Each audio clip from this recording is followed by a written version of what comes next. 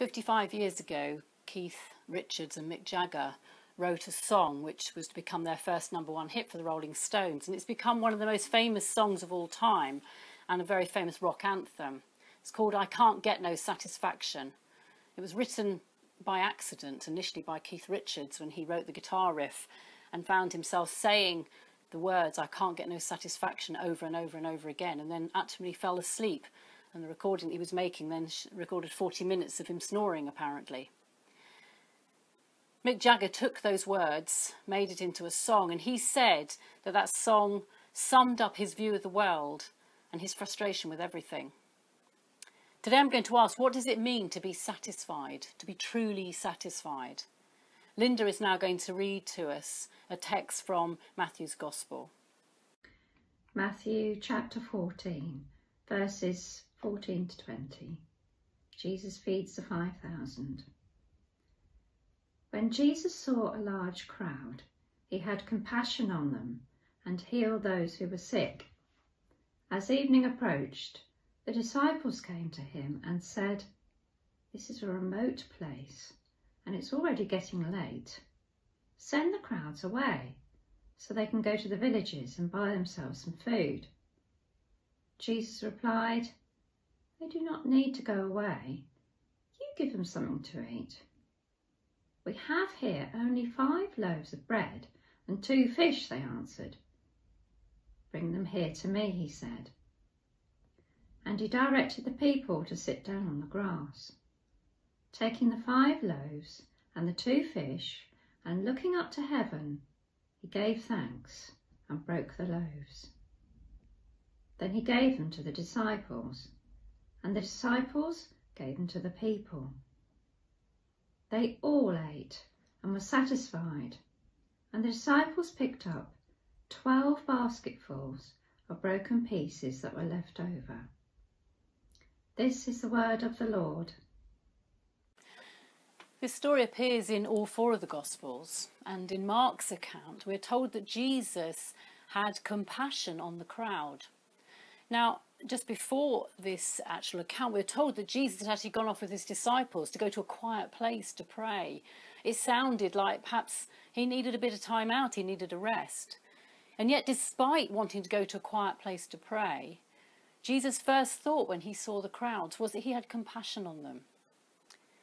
And when he saw them, his immediate thought was their well-being. He wanted to know how he could minister to them. And in Luke's account, it actually says he welcomed them, which is even more proactive than merely having compassion on someone. And this incident, the subsequent miracle where it appears in all 4 of the Gospels, there's not one place where it says that the crowd reported wanting requests for food. It doesn't say that the crowd were making the requests. The recognition of their need and that desire to meet it came directly from Jesus. At the start of this lockdown period, I and a small group of women, we were completing a course that we were watching by the American Bible teacher, Beth Moore. And it's based on the book of Isaiah, but in it she lists 5 benefits that come from knowing God, from being in relationship with God, and the benefits that God has graciously extended to us, his children. They are to know and believe God.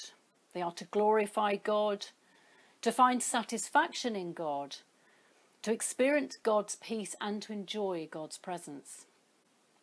Now, when we came to the end of the course, I found that for 4 of those, I could sort of find instances in my life where I believe that was real for me, it was real in my life. But the one that actually left me puzzled was about to find complete satisfaction in God. And I'd never really considered this before, never really thought about it.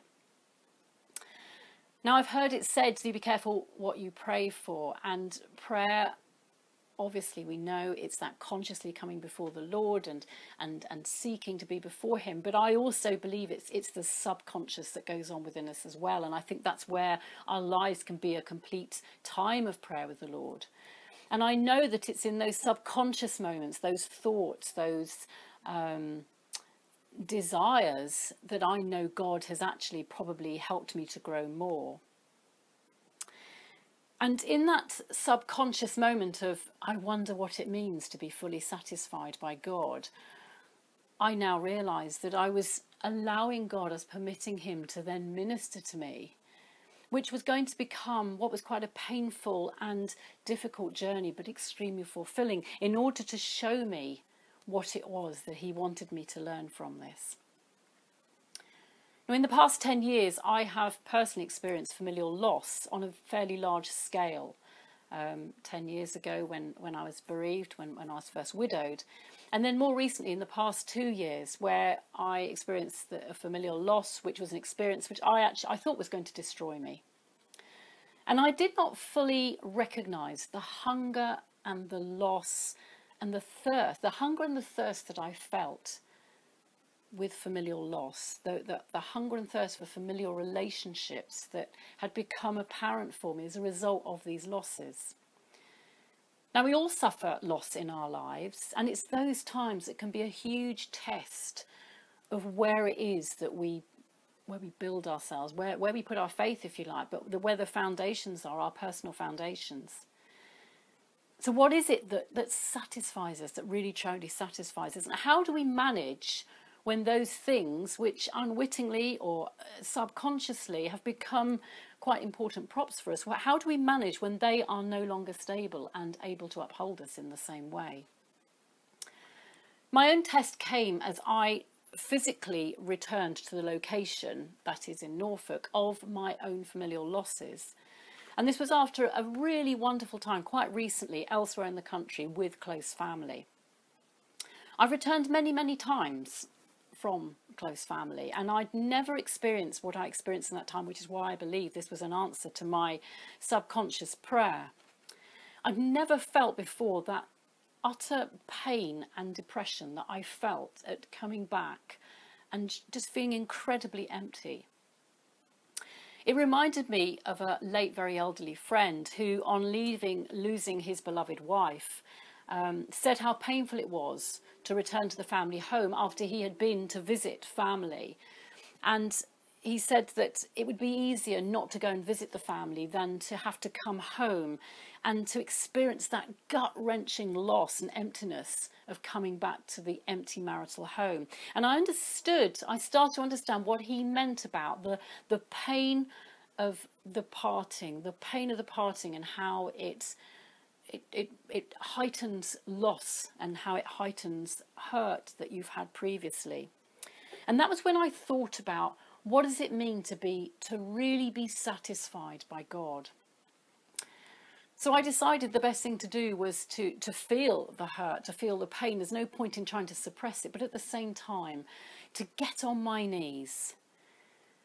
I wanted to consciously feel that pain, but I also wanted to say, God, I want to know what it is to be truly satisfied by you, because actually I didn't want to have to keep experiencing this pain. Those things that are so precious to us, but actually are still temporal. They are the things which we can unwittingly build parts of our lives upon. And I recognised that God is never temporal. He is ever present. He is faithful. He is trustworthy. He is rock solid. And I found I moved from a place of I can't get no satisfaction to a place of abundance where I felt showered by God's love. And the pain and the depth of loss and depression lifted in an amazing way, something I'd never really experienced before. Finding that satisfaction in God, it shows us that the other pleasures that we have in life, the other things that we have in life, can unwittingly have a hold on us. It also ensures that we do not swamp others with our own neediness. The one place to go with all our needs is to Jesus Christ. That is the only place to go, into the arms of Jesus. And we know from this text that we heard that when Jesus saw the crowd, he provided for them. He was already on the job of providing for them. He already knew their need. They didn't actually have to ask. He was already going to provide for them, and he did. And the Greek here in this passage translates that they were filled. And the word used means an abundance. And we know from this story that they were filled, they were satisfied, their hunger was satisfied. And in fact, they picked up 12 baskets of pieces afterwards. That is the enormity of God's grace and his abundance. Julian will now read to you a short passage from Isaiah. The Old Testament lesson is from Isaiah chapter 55, starting at verse 1. Come, all you who are thirsty, come to the waters, and you who have no money, come, buy and eat. Come, buy wine and milk without money and without cost. Why spend money on what is not bread, and your labour on what does not satisfy? Listen to me, and eat what is good, and you will delight in the richest of fare. This is the word of the Lord. Now the word satisfy that's used in this text translates from the Hebrew to the words satiety or abundance. And satiety, or that state of being sated, is defined as the quality or state of being fed or gratified to or beyond capacity. So it's enough, but it's actually more than enough. To be satisfied by God is to receive all that you need and more. Where do you hunger and thirst? Maybe you don't even know where you hunger and thirst. I hadn't really recognised it. But I'm very grateful that I believe God has shown me that. Luke 6:38 tells us that what we give will be given to us in good measure, pressed down, shaken together and running over. And I believe that the more we give ourselves to God, the more he will give of himself to us in abundance. If you come to Jesus, God incarnate, who alone will satisfy, knowing that he has already recognised your need. He saw the crowds, he had compassion on them, and he was already going to satisfy their hunger. Jesus knows us intimately, even before we know him. He knows us intimately, and he knows our every need and our desire. When we know that and put our trust in him alone, we will know what it is to be truly satisfied by God in any and every situation. Let us pray. Only you can meet my deepest longing. Only you can breathe in me new life. Only you can fill my heart with laughter. Only you can answer my heart's cry.